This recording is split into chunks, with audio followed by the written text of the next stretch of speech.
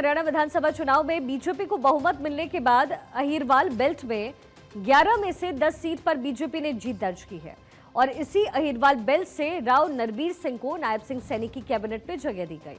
हालांकि राव इंद्रजीत दक्षिण हरियाणा से 3 मंत्रियों की मांग कर रहे थे। इसके साथ ही उनकी शर्त यह भी थी कि राव नरबीर को कैबिनेट में जगह नहीं मिलनी चाहिए। शाह ने इस पूरे गेम को एक तरीके से बदल दिया और शायद इसलिए उन्हें पर्यवेक्षक बनाकर के भेजा भी गया। राव इंद्रजीत भी नहीं कर पाए कोई खेल, क्योंकि वहां पर मौजूदगी गृह मंत्री शाह की थी। दरअसल हरियाणा में एक बार फिर से चाणक्य नीति का दम दिखा है।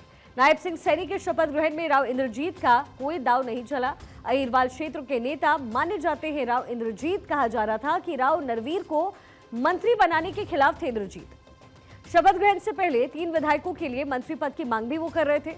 राव इंद्रजीत की तरफ से मांग थी, लेकिन अमित शाह के 2 टूक संदेश के बाद राव नरवीर को मिला मंत्री पद। बेटी आरती को मंत्री बनाकर शाह ने राव इंद्रजीत को भी सेट कर दिया है और शायद यही वजह है कि गृह मंत्री शाह पर्यवेक्षक बनकर के हरियाणा पहुंचे थे।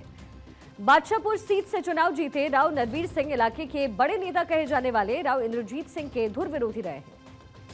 पूरे इलाके में राव नरबीर ही इकलौते ऐसे नेता है जिन्होंने अपने दम पर न केवल हाईकमान से सीधे टिकट हासिल की, बल्कि इस इलाके में सबसे बड़ी जीत भी दर्ज की है। नरबीर सिंह 2014 में मनोहर लाल की सरकार में पावरफुल कैबिनेट मंत्री रह चुके हैं। उनके सीधे हाईकमान से अच्छे संबंध हैं। हरियाणा में लगातार तीसरी बार सरकार बन गई। आज दूसरी बार नायब सिंह सैनी ने 13 मंत्रियों के साथ पद और गोपनीयता की शपथ ले ली। आज का शपथ ग्रहण समारोह ने एक बार फिर साबित कर दिया कि भारतीय जनता पार्टी किसी की पपोती नहीं है।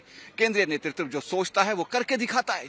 पिछले दिनों सूत्रों से निकल कर आया था कि राव इंद्रजीत ने बीजेपी के केंद्रीय नेतृत्व से मिलकर मांग की थी कि दक्षिण हरियाणा ने तीसरी बार भारतीय जनता पार्टी को बहुमत से सरकार बनाने में सहयोग किया, इसलिए दक्षिण हरियाणा से 3 मंत्री बनाए जाएं और राव नरवीर को हरियाणा सरकार में मंत्री ना बनाया जाए। लेकिन केंद्रीय नेतृत्व ने आज दक्षिण हरियाणा से केवल राव इंद्रजीत की बेटी आरती राव को मंत्री बनाया और राव नरवीर को भी मंत्री बना दिया, जिससे बात साबित हो गई है कि केंद्रीय नेतृत्व बीजेपी का जो सोचता है वही करके दिखाता है।